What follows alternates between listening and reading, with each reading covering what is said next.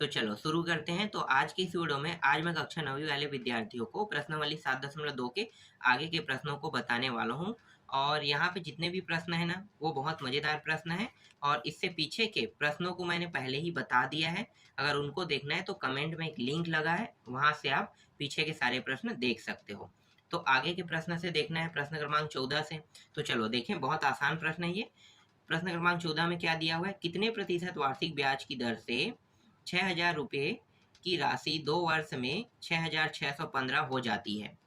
तो यहाँ पे मूलधन भी दिया है, साथ ही साथ वर्ष दिया है, निकालना है हमें, दर ज्ञात करना है और मिश्र धन भी दिया है। तो जो जो दिया है पहले उसे लिख लेते हैं। तो P का मान दिया हुआ है, P को मूलधन से दर्शाते हैं। तो P का मान दिया है 6,000 रुपये दिया है। दर को R से दर्शाते हैं, R का मान ज्ञात करना है और N का मान दिया है 2 वर्ष दिया है। और A का मान भी दिया है, A को मिश्र धन कहते हैं। तो A का मान यहाँ पे कितना दिया है, 6,615 दिया है, 6,615 रुपये। ठीक, ये सब मान दिया हुआ है।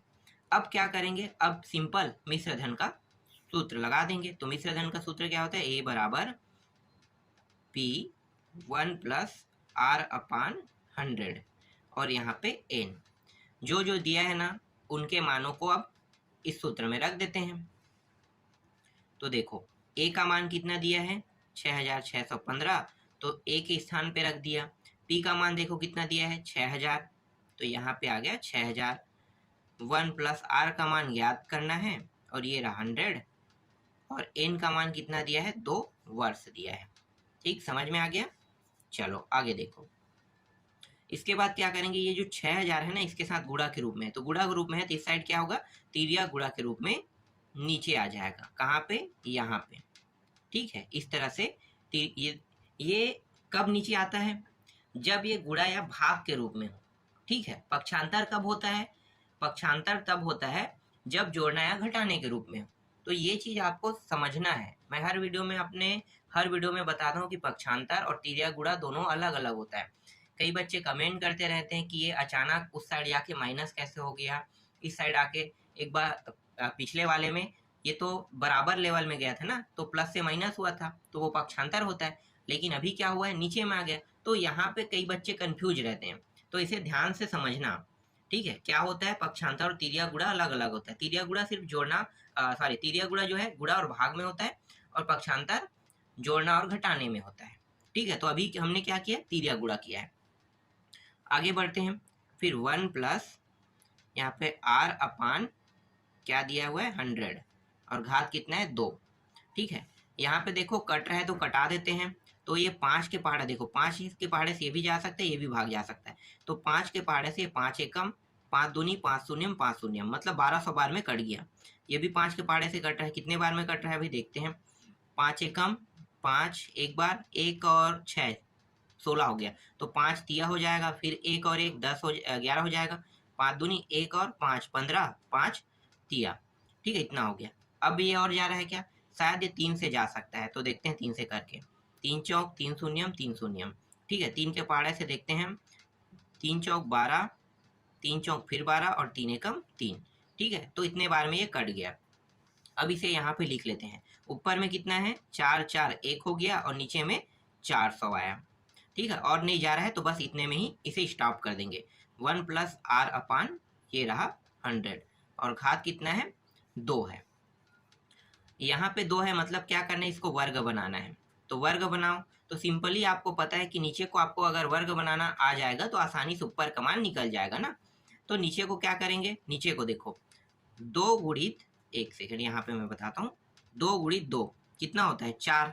ठीक है, तो 2 गुणित 2, अब एक शून्य यहाँ पे डाल देता हूँ, एक शून्य यहाँ पे डाल देता हूँ, तो 1 2 1 और 1 कितना हो गया, 2 शून्य यहाँ पे आ गया, 400। मतलब मैं इसे कैसे लिख सकता हूँ, नीचे को 20 लिख सकता हूँ और ऊपर को क्या करूंगा, जब नीचे 20 आए मतलब ऊपर 21 आएगा ही आएगा। तो ये हो गया 21 अपान 20।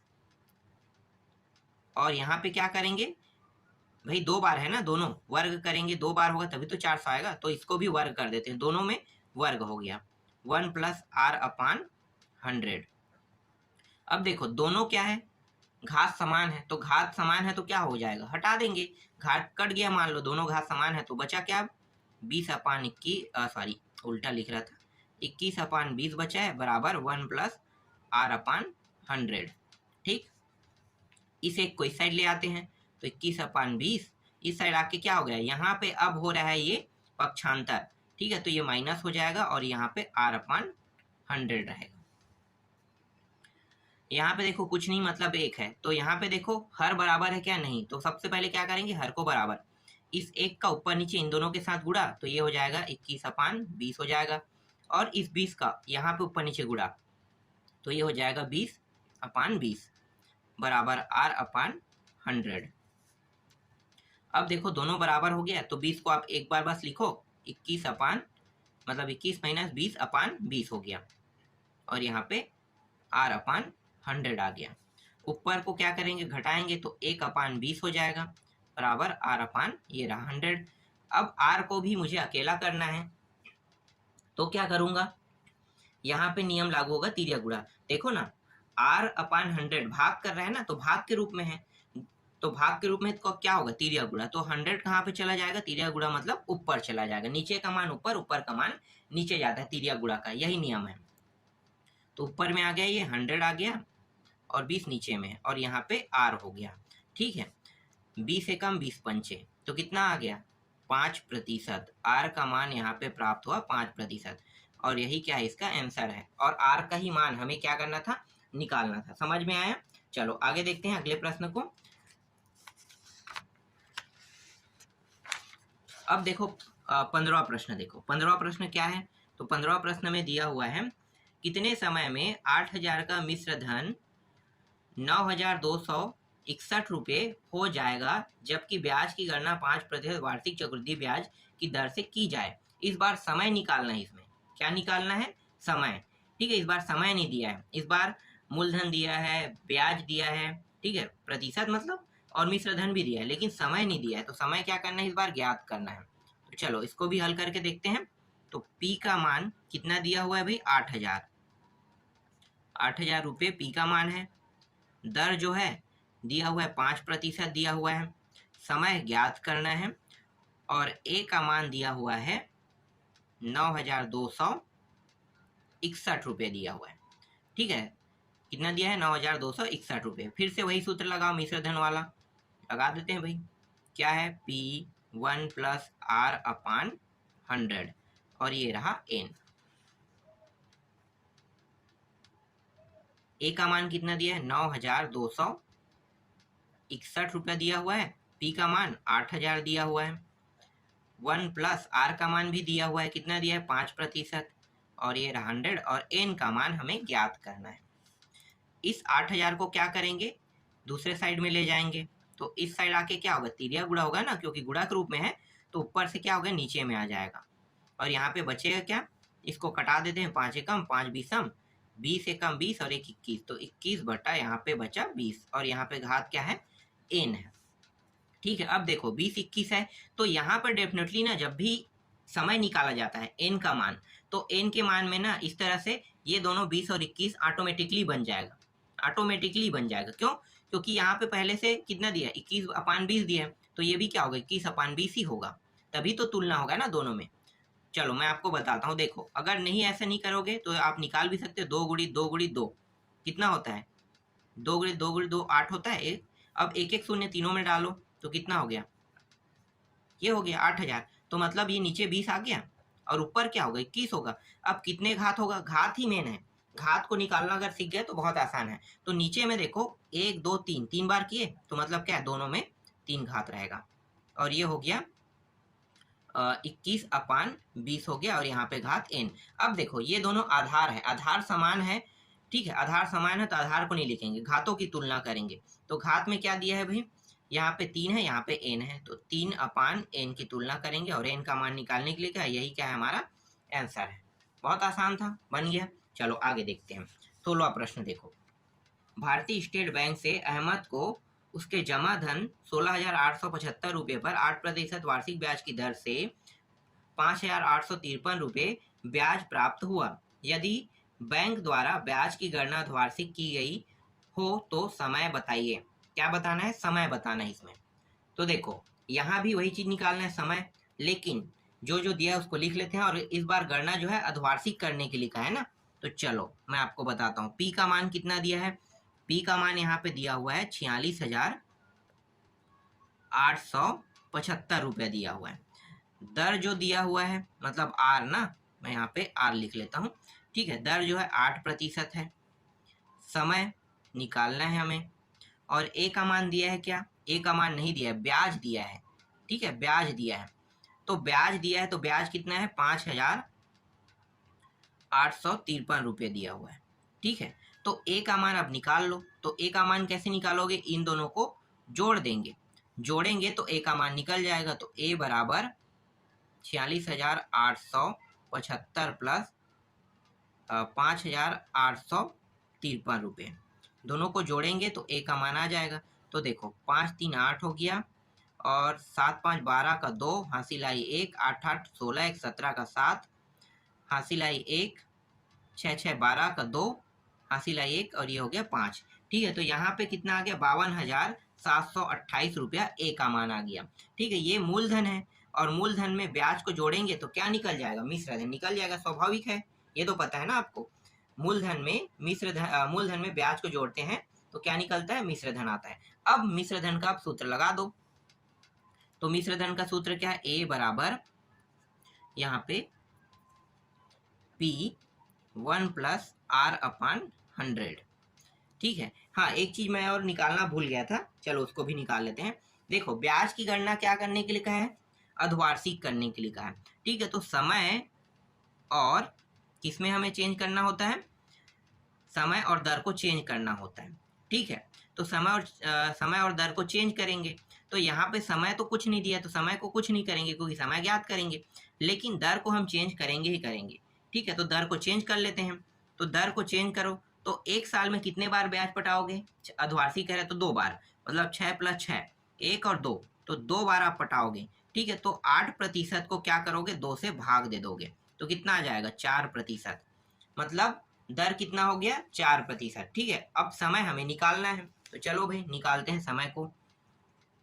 तो यहाँ पे ए का मान कितना निकला, देखो ए का मान यहाँ पे आया 52,728 रुपये, बराबर पी का मान है 46,875 रुपये है। यहाँ पे 1 प्लस आर का मान कितना दिया है, 4%, और नीचे में 100, और एन का मान ज्ञात करेंगे। 52,728 रुपये के साथ ये नीचे में आ जाएगा 46,875, 75 रुपये।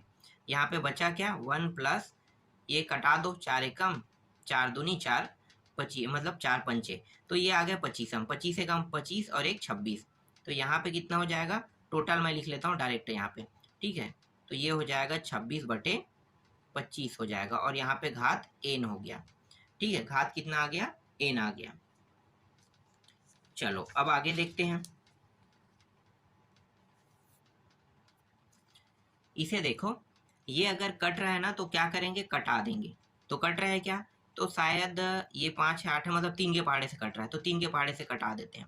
तो 3 के पहाड़े से कट रहा है, 3 एकम 3, 3 एक और कितना हो गया, 6 16, 3 पंचे 15, 5 आ गया, फिर 1 और 8, 3 छक्के 18, फिर यहाँ पे 3 दूनी 6, और 1 5, 3 पंचे 15, ठीक है। तो 3 से कट गया, यहाँ भी ऊपर को भी देखते हैं 3 से कट रहा है क्या, तो 3 एकम 3, 2 और 2, 3 सत्ते 21, 1 और 7 17, तो 3 पंचे 15, 2 और 2, फिर आ गया 3 सत्ते 21, 1 और 8, 3 छक्के 18, मतलब इतने बार में ये कट गया। तो यहाँ पे कितना आया, यहाँ पे आया 17 5 7 6 आ गया, और नीचे में 15,625, और यहाँ पे क्या है 26/25 है ना, 26/25, और यहाँ पे एन। तो यहाँ पे देखो कितना है, 625, 625 को आपको पता होगा 25 गुणित, अगर 25 करते हो तो 625 आता है, एक बार और गुणा कर दो 25 का, तो क्या हो जाएगा, 15,625 आ जाएगा। मतलब ये कितने का है, अगर इसे हमें इस फॉर्म में लिखना है तो 25 गुणित 25 मतलब 25 का 3 घात होगा, तो ऊपर कितना हो जाएगा, यहाँ पे 26 है, मतलब 26 का घात हो जाएगा, 26 का 3 घात, स्वाभाविक है, ये भी बन गया बहुत आसानी से, ठीक है। चलो देखो, तो यहाँ पे अब इसको लिख लेते हैं, 26/25 और घात कितना रहेगा, घात 3 रहेगा। और यहाँ पे पहले से क्या दिया है, 26/25 दिया है और यहाँ पे n, ठीक है, n है। अब देखो दोनों आधार समान है तो क्या करेंगे, घातों की तुलना कर देंगे। तो घात क्या है, 3/n, 3/n आ गया। लेकिन ये जो 3/n आया है ये क्या है, छमाही है ना, छमाही गणना कर रहे हैं। 3/n जो है वो छमाही गणना कर रहे हैं, तो छमाही मतलब 3 छमाही लिखो, छमाही। अब इसे वर्ष में अगर बांटोगे तो वर्ष में क्या होगा, देखो साइड में मैं बताता हूँ। वर्ष में बनाओगे तो आपको पता है 6 + 6 + 6, 3 बार 18 है, तभी तो ये 3 छमाही आए हैं। मतलब 18 क्या है, माह है ये, 18 माह। अब 18 माह को वर्ष में लिखो, तो वर्ष में कैसे लिखोगे 18 माह को, तो आपको पता है 1.5 साल, ठीक है। एक वर्ष 1/12 वर्ष, इस तरह से लिखते हो। तो यही क्या है, n का मान है, ठीक है, 1 साल और ये आधा साल, ठीक है। तो 1 सही 1/2 वर्ष क्या है, यही इसका आंसर है। देखो ये भी बन गया। चलो आगे देखते हैं। इसके बाद देखो अंतिम प्रश्न है, 17वां प्रश्न। इसमें बहुत सारे प्रश्न दिए हुए थे लेकिन सभी बहुत आसान आसान प्रश्न है। 17वां प्रश्न में क्या दिया है, कौन सी राशि का 5% वार्षिक ब्याज की दर से 2 वर्ष में साधारण ब्याज और चक्रवृद्धि ब्याज का अंतर 40 है, कह रहा है। यहाँ पे क्या क्या, साधारण ब्याज और चक्रवृद्धि ब्याज। सबसे पहले तो मैं यहाँ पे लिखूंगा साधारण ब्याज, ठीक है। एक सेकंड, क्या क्या क्या है, साधारण ब्याज और चक्रवृद्धि ब्याज का अंतर कह रहा है, ठीक है। तो यहाँ पे लिखो CI या फिर चक्रवृद्धि लिख लो, ठीक है, चक्रवृद्धि ब्याज माइनस करो साधारण ब्याज। ऐसा क्यों कर रहा हूं मैं अभी बताने वाला हूं, ठीक है। और ये रहा 40। देखो प्रश्न में क्या कहा है, प्रश्न में क्या है कि साधारण ब्याज और चक्रवृद्धि ब्याज का अंतर कितना है, 40 करने के लिए कहा है, ठीक है। तो इसका हम उपयोग करेंगे, तो मैं पहले ही कर लेता हूं कि चक्रवृद्धि ब्याज माइनस साधारण ब्याज और इन दोनों को, ठीक है, अंतर कितना होगा, 40 का अंतर होगा। ये समीकरण 1 नाम दे दो। जैसा प्रश्न में कहा वैसा ही मैंने किया है ना। यहाँ पे समीकरण 1 नाम देते हैं, चक्रवृद्धि ब्याज और साधारण ब्याज के मान को यहाँ पे लाकर रखेंगे, तभी ये हल हो पाएगा, ठीक है। अब यहाँ पे P का मान नहीं दिया है, मैं लिख लेता हूँ। P का मान नहीं दिया है तो क्या करेंगे, ज्ञात करेंगे, ठीक है। P का मान नहीं दिया है, R का मान दिया है, क्या R का मान दिया है, कितना दिया है भाई, R का मान 5% दिया है। T या N कहो, N का मान है 2 वर्ष, देखो इसका भी मान दिया हुआ है, ठीक है। और जो मिश्र धन है उसका मान दिया है, क्या नहीं दिया है, तो उसे भी ज्ञात करेंगे। तो देखो मिश्र धन भी नहीं दिया है तो इसको भी निकालेंगे। तो चलो ये सबसे मेन टॉपिक है, ये समझ में आ गया ना क्यों ऐसा किए, क्योंकि प्रश्न में लिखा हुआ है चक्रवृद्धि ब्याज माइनस साधारण ब्याज बराबर 40, क्योंकि प्रश्न कह रहा है कि साधारण ब्याज और चक्रवृद्धि ब्याज का अंतर 40 है। और अंतर का मतलब क्या होता है, माइनस करना। मतलब चक्रवृद्धि ब्याज में साधारण ब्याज को घटा दोगे तो उसका अंतर कितना आ जाएगा, 40 का अंतर रहेगा, ठीक, समझ में आ गया। चलो आगे देखो, अब हल करने वाले हैं।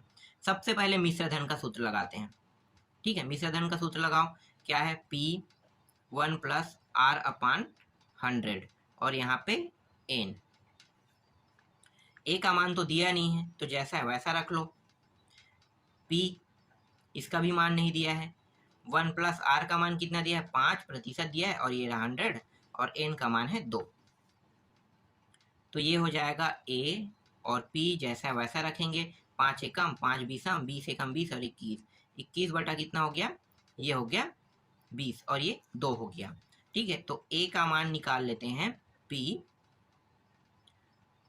और इन दोनों को वर्ग है, ठीक है, वर्ग है तो आपको पता होगा 21 × 21 और 20 × 20 इस तरह से लिखेंगे, बिल्कुल। तो इस तरह से लिखेंगे तो इसका मान कितना होगा, इसका मान आ जाएगा 441, गुणा कर लो यही मान प्राप्त होगा और ये इनका मान हो जाएगा 400, सॉरी ये 400 है, ठीक है, इतना प्राप्त होगा। तो यहाँ पे मिश्र धन का मान कितना प्राप्त हो गया, P 441/400 प्राप्त हो गया, ठीक है। अब CI निकाल लेते हैं, CI, क्योंकि चक्रवृद्धि ब्याज में अंतर करना है ना तो CI चाहिए हमें। तो क्या होता है CI का सूत्र, A - P होता है, ठीक है। तो इस मान को यहाँ पे रखो, तो यहाँ पे A का मान कितना है, P 441/, यहाँ पे 400 है और माइनस P, ठीक है। देखो दोनों में क्या है, P दिया है तो P को क्या करेंगे, उभयनिष्ठ निकाल लेंगे, ये आ गया उभयनिष्ठ। यहाँ पे 400 एक सेकंड यार, यहाँ पे 441 है और यहाँ पे नीचे क्या है 400 है। यहाँ पे जब p को बाहर निकालते हैं तो कितना बचेगा, कुछ नहीं मतलब 1 बच रहा है। ठीक है, कुछ नहीं मतलब 1 रहेगा, इसके साथ 1 का गुणा है ना, तो 1 बचेगा p जब उभयनिष्ठ निकालेंगे तो। इसके बाद आगे हल करो तो ये हो गया p। यहाँ पे देखो हर बराबर नहीं, क्या करेंगे, हर को बराबर करेंगे, तो 1 का ऊपर नीचे गुणा, तो ये हो गया 441 अपान 400, और ये 400 एकम 400 हो जाएगा, और यहाँ भी 400 नीचे में होगा। तो देखो अब हर बराबर हो गया, हर बराबर हो गया तो कैसे लिख सकते हैं, 400 इस तरह से लिख सकते हैं, ऊपर में 441 और यहाँ पे 400, और यहाँ पे p क्या है, उभयनिष्ठ था, तो p और इसको घटा दो तो कितना हो जाएगा, तो ये आ गया 1 अपान 400 आ गया। ठीक, तो CI का मान कितना निकल गया, देखो CI का मान आ गया, कितना आया, p 1 अपान 400 आ गया। ठीक है, CI का निकल गया। अब और किसका मान निकालना है, एक सेकंड, यहाँ पे कितना है, एक क्यों लिख रहा हूँ मैं, कितना आएगा, 41 आएगा ना, 41। ठीक है, 41 आएगा। देखो यहाँ पे गलती हो रहा था, आगे बनाते तो और गलती होता, तो ये चीज आप लोग थोड़ा सा ध्यान देना। ठीक है, आगे बढ़ते हैं।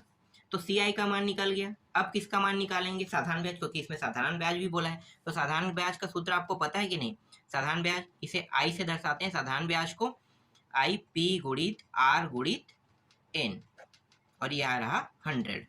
ठीक है, P का मान नहीं दिया है तो जैसा वैसा रखेंगे, R का मान दिया है 5 दिया हुआ है, और N का मान 2 वर्ष दिया है, और ये रहा नीचे में 100। यहाँ पे 5 दूनी 10।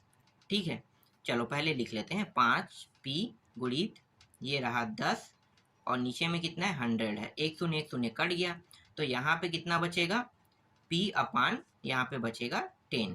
तो I का मान कितना आ गया, I का मान यहाँ पे प्राप्त हो गया P अपान 10। ये साधारण ब्याज है और ये चक्रवृद्धि ब्याज है।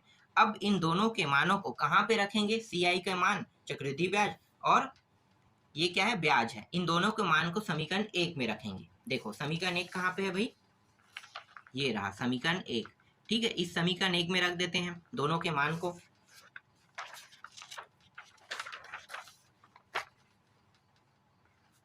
समीकरण 1 में रखते हैं तो CI का मान कितना निकला था, CI का मान था 41। ठीक है, P है और नीचे में था 400 था, फिर माइनस करेंगे क्योंकि माइनस दिया हुआ था सूत्र में, और साधारण ब्याज है तो साधारण ब्याज का मान कितना है, P अपान 10 आया, और यहाँ पे अंतर कितना था, 40 का। ठीक है, इस तरह से आपको रखना है। यहाँ पे देखो नीचे में दोनों का हर बराबर है क्या, नहीं है हर बराबर, तो हर को क्या करेंगे, बराबर करेंगे। तो देखो यहाँ पे ले लेते हैं 40P, ठीक है, और नीचे में 400 को 400 ले लेते हैं। ठीक है, यहाँ पे इसे 400 होने के लिए कितने की आवश्यकता है, कितने को गुणा करें कि ये 400 हो जाएगा। ठीक है, कितने को गुणा करें तो ये 400 हो जाएगा, शायद 40 की गुणा करें तो।